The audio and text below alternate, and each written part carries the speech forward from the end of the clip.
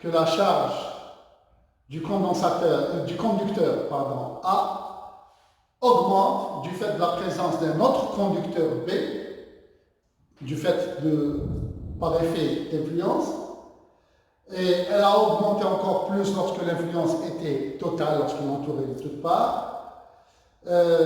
Donc, sa capacité propre, la capacité propre de A avait donc augmenté due à l'influence d'un conducteur B.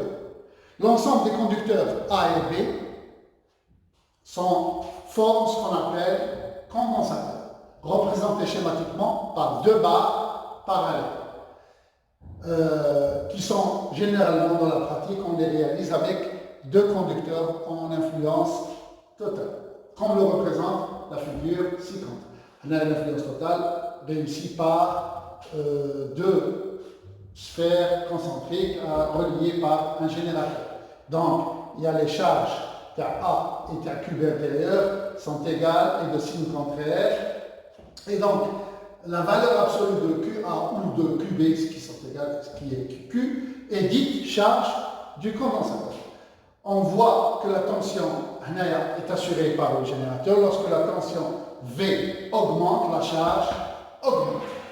Donc, d'après la relation Q sur V égale à C, qui est la capacité, C est dite capacité du condensateur. La valeur de cette capacité dépend de la forme des conducteurs A et B.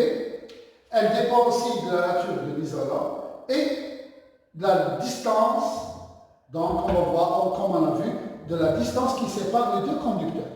Il faut remarquer aussi que C, donc, quand on l'a dit, augmente lorsque l'épaisseur diélectrique de l'isolant qui se trouve entre les deux conducteurs diminue.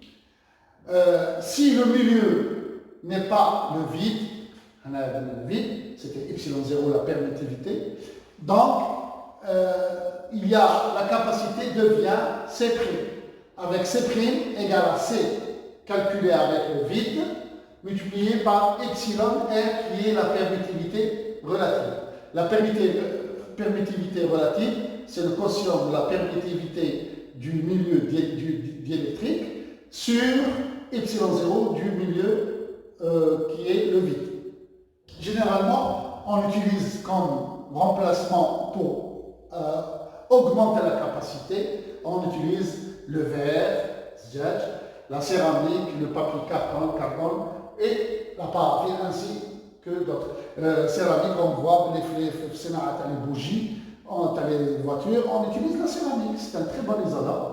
Et on utilise aussi le verre, on voit pour relier les câbles électriques entre deux poteaux, on utilise du verre pour fixer le câble sur le poteau.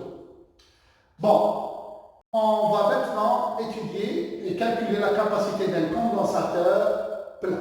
Le condensateur plein est formé par deux plaques rectangulaires de grande dimension relativement à la distance bilatérale qui est l'épaisseur de l'isolant. Donc, les surfaces sont beaucoup plus importantes. Donc, en pratique, on peut utiliser, c'est-à-dire, il est constitué autour de deux plans parfaitement parallèles et de dimensions indéfinies. Mais on se contente, qu'il y ait la distance d'épaisseur E soit très petite relativement aux dimensions des plaques. Des plaques des conducteurs A et B, reliées ici par un générateur de tension V. Alors, pour calculer, on a l'orientation, on a pris l'origine de l'axe X, c'est la plaque A, et donc, on a utilisé, pour le calcul du champ, le théorème de Gauss. La surface de Gauss choisie ici est un cylindre dont une des bases est à l'intérieur du conducteur A. Et donc, le champ à l'intérieur de A est nul. Alors que le champ doit être perpendiculaire aux plaques et donc perpendiculaire au vecteur ds de la surface latérale. Donc, le produit scalaire est nul. Il ne resterait uniquement que le produit entre E et la base hors du conducteur A. Et donc, ça nous donnera E S1, soit S1, il y a la surface de la base qui est hors du conducteur. Sigma dQ intérieur, c'est la densité fois la surface. La surface, c'est la surface du cercle à l'intérieur qui est égale à la surface terre extérieure. Donc l'air, elle découpe une surface circulaire, S' qui est égale à S1. Et donc on aura sigma S' sur epsilon 0 est égal à E S1. S1 مع S' يروحوا يبقى لنا E est égal à sigma sur epsilon 0 qui est une constante.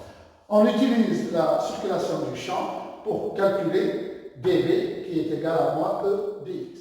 Dx entre 0 et E, on aura bien sûr pour 0 c'est VA et pour E c'est VB. Mais il y a le moins pour, donc on obtient finalement VA moins VB égale la tension entre les deux plaques égale à sigma E sur epsilon 0. Sigma étant la densité des charges sur chaque plaque qui est égale à la charge de la plaque divisée par sa surface. Et donc on obtient V égale à QE sur epsilon 0 S. Et comme on a la relation charge égale la capacité fois V, donc la capacité divisée donne, donc la charge divisée par V donnera la capacité epsilon 0 S, ce qui confirme nos remarques, c'est-à-dire la capacité dépend du milieu isolant et des dimensions de la plaque et elle est proportionnelle, inversement proportionnelle à la distance entre les deux plaques. Pour ce qui concerne l'énergie électrique d'un condensateur chargé, c'est-à-dire emmagasinée dans un condensateur chargé, l'énergie d'un condensateur chargé dans un circuit fermé sous une tension d'un générateur assuré par V est donnée par EP égale à 1 demi CV carré. V, c'est la tension entre les bornes du condensateur qui est égale à la tension du générateur. Donc on peut l'écrire en fonction des CV ou la QC ou la QV.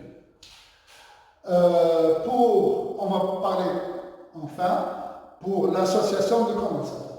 Il y a l'association soit en série, soit en parallèle.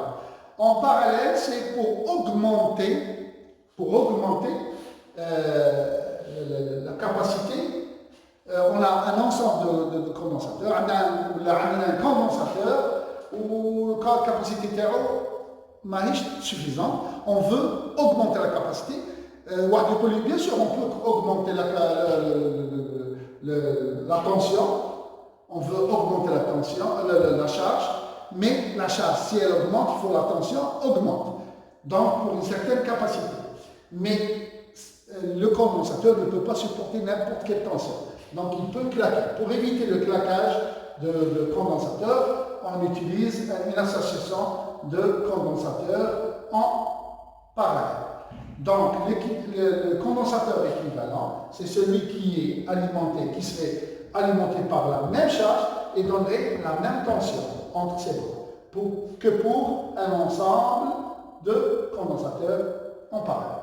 Ici, il faut remarquer, d'après le principe, donc la charge qui arriverait sur le condensateur équivalent est égale à la somme des charges qui arrivent sur les différents condensateurs en parallèle. Alors que la tension entre chaque condensateur est la même que celle entre le condensateur équivalent.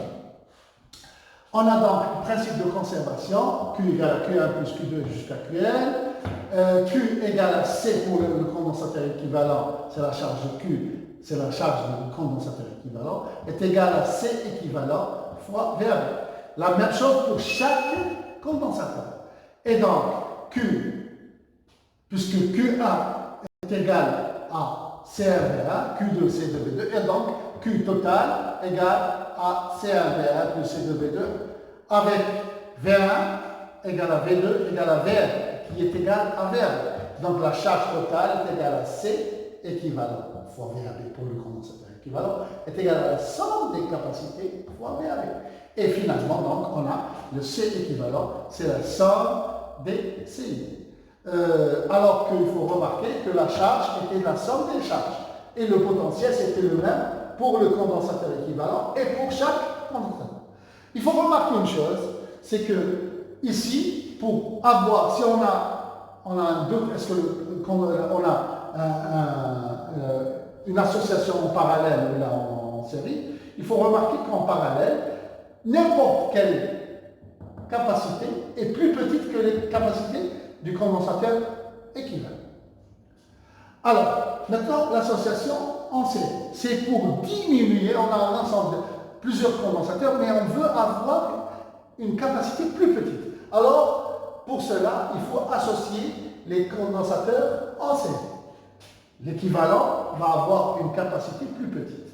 Alors, ici, c'est le même principe. C'est celle qui donne pour la même charge qui arrive, donnerait la même tension à ces bandes que l'ensemble des capacités. On a ici les capacités des condensateurs en série, c'est-à-dire la charge qui arrive ici sera sur la plaque A, et par influence serait la même en valeur en scie contraire sur la plaque 2. Et ainsi de suite. Comme le H ici, c'est un conducteur en équilibre, il était initialement neutre, et comme il s'est polarisé, il a moins Q1 ici, il a plus Q2, alors Q2 et Q1 sont de signes contraires tout simplement, ils ont la même valeur, mais en valeur absolue. Donc, on a dans ce cas Q1 égale à Q2 égale à Q3 égale à Qn. Et la tension, par contre, VAB est égale à VAB plus VDF plus V tel VXB. Donc, on a la somme des tensions. La somme des tensions donne la tension VAB. Donc, et chaque tension est égale à la charge divisée par C1, qui est la même charge qui arriverait sur le premier, et donc pour l'équivalent, la même chose. Et donc, on aura VAB qui est égal à Q sur C équivalent égal à Q sur C1 plus Q sur C2, et donc 1 sur C équivalent égale à la somme des 1 de C. Il faut remarquer que la charge est la même, mais c'est les tensions qui s'ajoutent, contrairement à ici. C'est les tensions qui étaient les mêmes et les charges s'ajoutaient. Alors il faut remarquer ici que la capacité équivalente est plus petite que la plus petite des capacités des condensateurs utilisés.